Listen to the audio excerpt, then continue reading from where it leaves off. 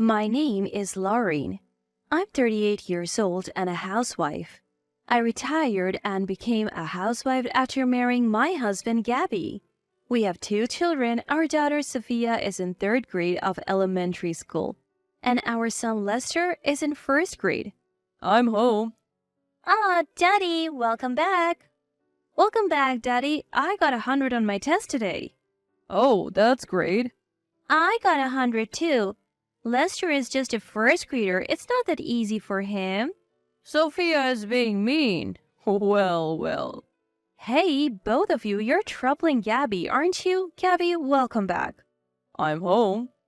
Gabby works at the city hall, and he says his current department generally allows him to come home on time.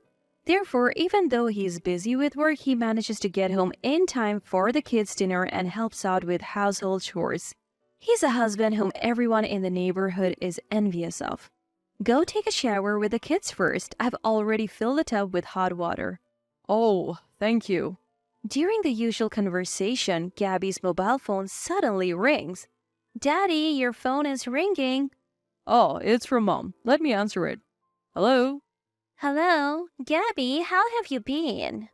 Gabby pulled the phone slightly away from his ears and frowned. I could clearly hear Deborah's voice from where I was standing as well. Mom, can you lower your voice a bit? It's hurting my ears. Oh, was I speaking that loudly? By the way, how's Lester?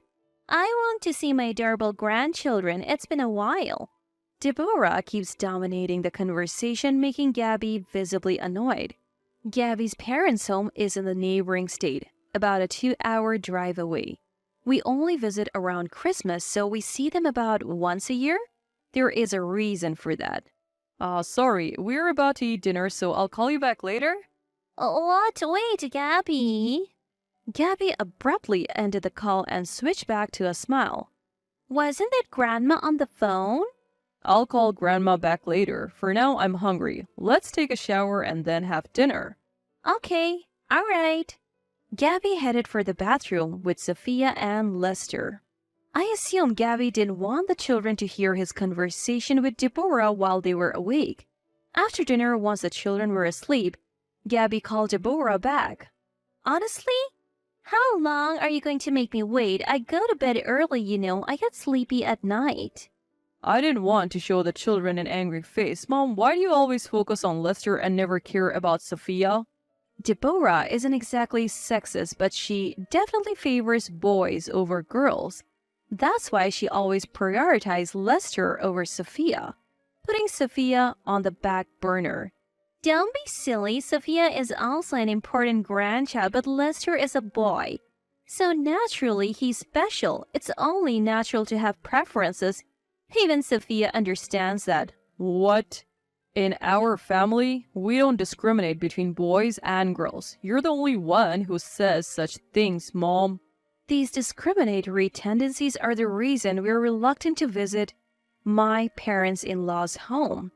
That's why I always hated the idea of you living separately. I bet Lauren spoils them and doesn't properly educate them.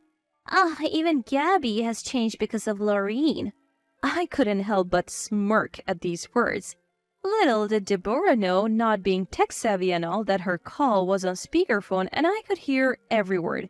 And yet she had no clue I was hearing all her snide comments loud and clear. Lauren heard everything you just said. You're ridiculous. The call is coming from you, so there is no way she can hear me. Actually, your voice is so loud that it's leaking through, even though I'm holding the phone to my ear. Never mind. What are you doing for Thanksgiving? Why do you ask? If you manage your leave well, you could have a 10-day break, right? You should be able to visit then. Let me guess. You saw that on some daytime tabloid TV show? Just because it's possible doesn't mean it's happening. I have work on weekdays and I can't take a 10-day break. The shrill voice of Deborah echoed from the mobile phone set to hands-free. Both Gabby and I made sour faces. Gabby looked at me, his eyes asking, what should we do? She probably thought we could come since it's a long holiday, but we could easily say yes if we had a good relationship with Deborah. We'll think about it. I'll call you back. Bye. What? Wait, Gabby, I need an answer right now. Gabby promptly hung up the phone and looked at me. What should we do?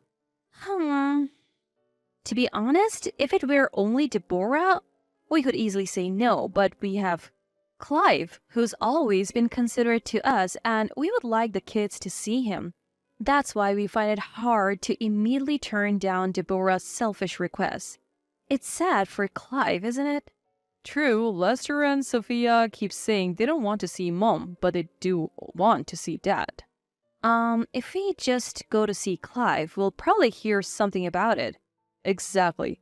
Besides, I'm worried about Sophia. I'm afraid what Mom might do to her. In the past, when we have gone home for Christmas, we have always made day trips, citing reasons like the kids being small or having plans the next day.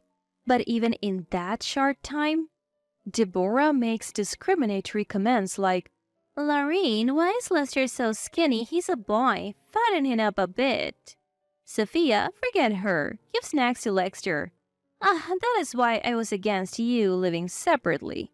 Though Gabby always tries to keep her in check, it's as if it has no effect. We have put up with it once a year so far. If we give in now, she'll get carried away and make more demands later. Well, if it's a day trip, I guess it's fine. Besides, Clive has always been good to us. I don't mind doing a little favor for him. All right, but if anything happens, you have to tell me immediately, okay? We finished our conversation past 10 p.m., so we decided to give our reply the next day when Gabby returned home. However, when Gabby came home around 7 p.m. the next day, he said, got a call from Mom. As if she had specifically waited for a time when the kids would be awake. Have you given your answer yet? We were planning to call you back tonight. Do it sooner, so when are you coming? We can make it on Saturday the 18th. The kids have plans on Thanksgiving Day. All right then, so it's the 18th and 19th. What? No. It's just the 18th. What? Only Saturday? Aren't you staying overnight? Overnight? Thanksgiving is just around the corner. Stay overnight. No, that's not possible. Upon hearing the word overnight, I felt a chill run down my spine. You've got to be kidding. She didn't just suggest staying overnight, did she? I shook my head, wanting to avoid that at all costs, but then, are we having a sleepover? I want to. I want to as well, right, Dad? Can we? Sophia and Lester overheard and started begging Gabby. Hearing the kids' voices over the phone, Deborah triumphantly said, Well, then it's settled. You'll be coming over for an overnight stay on Saturday. Seeing the children so excited, I felt a sense of regret, but also felt it would be impossible to say no at this point, so reluctantly, we decided to go home for Thanksgiving as Deborah suggested. 2 weeks later, while I was cleaning, my mobile phone, which was in my pocket, rang. I checked the screen, and it was a call from Deborah. Wondering what she could possibly want, I nervously answered the phone. Hello? Lorraine? Long time no see. A long time no see. May I ask what this is about? You've heard about Thanksgiving from Gabby, right? Yes, I have. How interesting. I was surprised to hear you'll be joining us. Huh? Yes, I suppose so. I was under the impression that I had only invited Gabby and the Grants, so you can imagine my surprise. Just when I thought this was another one of her expected annoyances, I heard a loud voice in the background. It was Clive's voice. Hold on, Clive, I'm on the phone right now. Enough of this nonsense. Hand over the phone. After some rustling sounds, the phone was switched from Deborah to Clive. I'm sorry, Lori. Deborah has been nothing but trouble as always. Clive, long time no see. Please, there is no need to worry. No, it's all right. I'm truly sorry. I wish Deborah wouldn't do things like this. My apologies. I always think this whenever I visit my parents-in-law's home. Why is everyone else so reasonable except for Deborah? Oh, that's right. When you come over, I was thinking of buying some toys for Sophia and Lester. Sorry to confirm this over the phone, but would it be okay to take them shopping? What? Of course. Are you sure? Well, you're taking the trouble to come all this way. If it's me, I thought I would let you indulge a bit. Thank you so much. Clive's pleasure came through clearly over the phone. I thought it was good that I didn't refuse, but this trip home would result in Deborah causing an unthinkable incident. On the first day back, as I opened the front door to my parents-in-law's home, Deborah hurriedly rushed over. Lester, let's play a lot with Grandma. Wait, hold on. As usual, Deborah only seemed interested in Lester, but it's exactly this attitude that makes her so disliked by the Grants. I wonder when she will finally realize this. Stop it. You're embarrassing. From behind, Clive scolded her and Deborah reluctantly backed away from Lester. Clive gently patted Sophia and Lester's heads, saying, I'm glad you came, and greeted them with a smile. Needless to say, Lester and Sophia also smiled in response. Deborah glares at the scene. We then set down our bags and decided to head to the toy department in a nearby large shopping mall. I don't know what's popular these days. Can you tell me what Sophia and Lester like? What? You're buying us toys? Of course, ask Mommy. Sophia and Lester turned their eyes towards me, so I nod with a smile, and they cheer enthusiastically. However, Deborah is nowhere to be seen. Where's Deborah?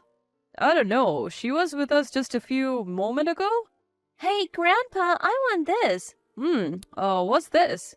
It's called orikashi. You can make your own erasers. It's trending at school now. Ah, so this is what you have been wanting recently. Grandpa, is it okay? Of course. Sophia joyously places the item into the shopping basket. Mom, I want this. Ah, Lego blocks. Ask Grandpa. Grandpa, buy this. Sure, you can put one item you like into the basket. Thank you. Lester also settles on a toy, and both kids look extremely happy. Just as Lester is about to put the toy in the shopping basket, Lester, Grandma will buy you these encyclopedias and dictionaries, she says, holding an armful of books she had from somewhere. Everyone but Deborah is left speechless. These are all things Grandma chose. They all look interesting, don't they? Hey, why are you doing this on your own? Oh, it's fine. Let's just buy it for him. No, it's not fine. I promise one item each for the two of them. One each? Huh? You're buying for Sophia too? Deborah glares at Sophia. Sophia steps back looking scared and hides behind me. Then Deborah, focusing her eyes on the shopping basket, abruptly grabs the orikashi and shoves it to Sophia. Then, let's skip Sophia's and buy more for Lester. Give this back. You're older. You can do that, can't you? Just as Sophia looked like she's about to cry, Clive raises his voice, his face turning red. What the hell are you saying? Deborah's shoulders shake as she says, Hey, stop it. You're embarrassing me. Other customers are looking. The one who should be embarrassed is you. How dare you do this to Sophia? Clive, Sophia is scared. Clive immediately comes to his senses and directs a smile at Sophia. Patting the near-crying Sophia on her head, he says, I'm sorry, Sophia. Grandpa is not angry anymore. Yeah. All right, let's go buy the toys and head back home. Don't worry, we're buying Sophia's too. Seeing Sophia's smile return, Clive immediately turns his gaze towards Deborah, who is sulking with a displeased expression. Huh? Do you want to be hated by your grandchildren? No, that's not it. I was just thinking of what's best for Lester. Mom, cut it out. If you keep upsetting people like this, we won't bring you along anymore. Who's upsetting anyone? Deborah desperately tries to make excuses, but no one listens. She ends up buying the toys she had chosen with her own money. Sophia and Lester are beaming thanks to the toys Clive bought them. However, Deborah, not pleased with the situation, causes further trouble later on. Upon returning to the in-laws' home and having delivery steak for dinner, Clive says he's going to take a shower. Sophia, Lester, do you want to join Grandpa? I will. I'm too shy, so no. All right, Lester, will you join Grandpa then? Sophia says she will go with me, and Lester and Clive head to the bath first. At that moment, Deborah was suspiciously moving back and forth between the first and second floor stairs. Suddenly, Deborah asks me, Lorraine, are you going to use the bathtub with Sophia? Uh-huh. Oh, yes, we are. Oh, you're going to use the bathtub after all, then I need to change the water. She says, sounding somewhat sarcastic. It felt a bit off to me. I briefly pondered the meaning of her sarcastic tone. Maybe she felt the need to get a jab in after what had happened with the toys? But I decided not to make a big deal about it in front of joyful children and let the minor rudeness slide. However, when Clive and Lester came out of the shower, Lester announced, Grandma, shower's free now. Oh, thank you. Good for you. Speaking properly, she replied. After that exchange, Deborah actually went to change the bath water. Seeing this, Clive said, She may be like that, but maybe she feels bad about what happened. I think Deborah wanted Lorraine and Sophia to have a clean bath, so she changed the water on purpose. Can't we forgive her? He asked, sounding somewhat apologetic. I thought that even if she's always sarcastic, she is still Gabby's mother. As Gabby's wife, there are probably things I should be more accepting of. About 20 minutes later, Deborah announced, The bathtub is ready. Sophia and I stood up and went to the bathroom. Deborah was smiling throughout, but as soon as we closed the bathroom door, we heard a commotion from Deborah on the other side. What? Wait, Lester! Huh? I want to go in too. Lester heard her and immediately burst into the bathroom. Lester, why are you trying to get into the bath? Hold on, Lester. If you go in now, there won't be room for Laureen and Sophia. You just had a shower. Feeling that something was off from Deborah's anxious behavior, I listened to what Lester had to say and was shocked. But Grandma, you put Sophia's toys in the bathtub earlier. You even put a lot of the colored paint that you gave me as a reward. Mom and Sophia are going to play with it now, right? That's not fair. I want to play too. Upon hearing Lester's words, Sophia and I were stunned, as were Clive and Gabby, who heard it from behind. Deborah's face turned pale. Sophia, go to the living room for a bit. Okay. No, wait a minute. Deborah stands in front of the bathtub trying desperately to conceal something, but I brushed past her to take a look. To my surprise, it's filled with the Orikishi toys Sophia had just bought. Furthermore, the water smelled not of bath salts but of paint, and it seemed to have a faint yellow tint. What is the meaning of this? Are these not toys meant for the bath? Deborah is scrambling to come up with an excuse in front of Clive, but Lester once again throws a wrench into things. That's not right. I told Grandma that Orikashi is for making erasers, so it's not a bath toy. Lester, wait. And she was acting all sneaky, saying shh. So I thought she was going to surprise Mommy and Sophia. Well, it's just what a child said, right? Don't worry. This is a bath bomb. No, it's not. This is the paint from the toys Grandma bought today. I saw her put it in. At this point, Deborah is at a complete loss for words. Lester goes straight to Sophia. Clive, there's a swimming pool nearby, isn't there? I'm taking Sophia there. Yeah, that's probably best. Can I leave the rest to you? I want to keep someone who would do this sort of thing as far away from the children as possible. Leave the rest to me. I'll cover the swimming pool fees. Why would we have to? At that moment, when Deborah tried to resist, Clive glared at her with an intense expression. Deborah stood there silent and wide-eyed. Clive then raised his voice towards the living room and said, Lester, Sophia, there's a swimming pool near our house. Go there with Daddy and Mommy. It seems the bathtub and shower are a bit broken. As Clive called out to Sophia and Lester in the living room, voices replied, Swimming pool? You say. Can I go too? I'm looking forward to the swimming pool, came the excited response. Laureen, I am truly sorry. Let's go buy Sophia's toys again tomorrow. Take care on your way. Clive said this with a smile. Since Deborah was still trying to say something, I changed my tone and asked, Is there anything else? Deborah stiffened and said, No, nothing. I will never forgive what happened today. Don't ever expect to see either of them again. It was already unacceptable how harshly you treated Sophia. But to harass her like this? But everyone will listen to me. So you think it's okay to harass a little girl because of that? Deborah was at a loss for words. Gabby also struggled to contain his anger and spoke trembling. I've understood how Mom feels. Dad, I'll leave the rest to you. I'm going to the swimming pool with the 4 of us. All right, go ahead. Wait, Gabby, you're my son. Defend me. I won't call you Mom anymore. To me, you're just an unpleasant stranger now. I can't consider someone who hurts my important family as my mother. Gabby! I took Gabby, Sophia, and Lester along with our swimsuits and headed to the swimming pool. Both kids were extremely excited at the swimming pool, which they hadn't visited since the summer. It was good to see the children's smiling faces looking so happy.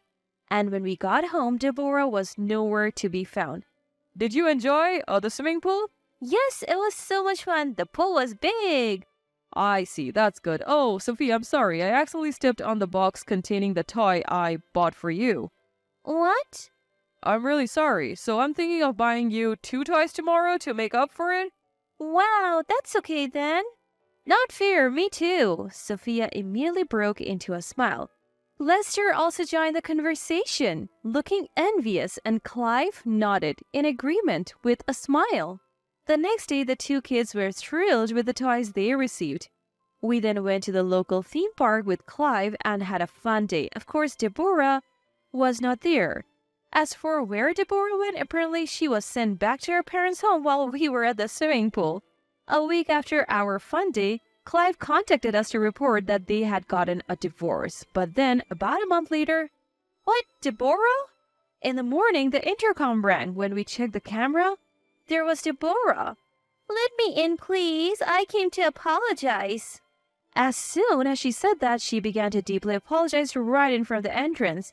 I'm really sorry. I was wrong, so please let me see Lester and Sophia. Deborah bowed her head repeatedly, pleading at the entrance. While it looked like a moment to accept her apology, thinking, she really has reflected on her actions, I said, no. What?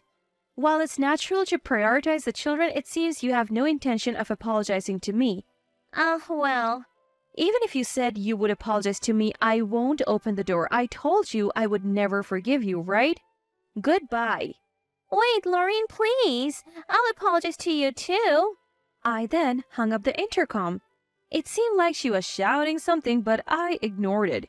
Immediately after, only Gabby went outside to send Deborah away. It seems she went back to her parents' home as soon as he mentioned calling the police. By the way, the 2 children don't seem to be concerned about Deborah's absence at all, saying, we want to play with Grandpa again, and only mentioning Clive. Neither Gabby nor I have anything more to say about Deborah, and it looks like we'll be visiting my parents-in-law's home more frequently from now on.